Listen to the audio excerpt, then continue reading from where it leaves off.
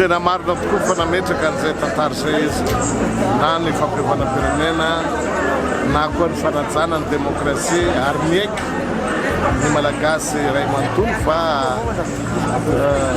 ray ny demokrasia izy ary ray ny fampiovanam-pirenena ihany koa.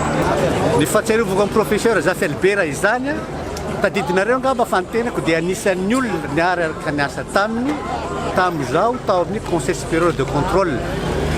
Zay conseil supérieur de contrôle zay mbola tsy nisy président république hatramizao nasa nametraka an'izany raha tsy izy ireny ihany.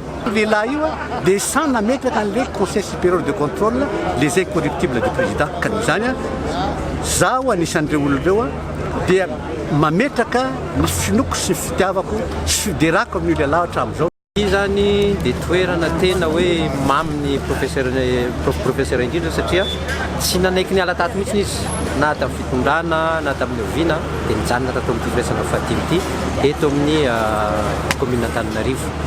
Ka mampihetsi-po anaiky any mianakavy dia izy satria hoe manome fisaorana ny madame Ramatoa Lalora Valamanina be ny tanàna Antananarivo renivohitra satria hoe tena zava-dehibe hoe namatra an'izany fahatsiarovana eto amin'ny capitale de Madagascar.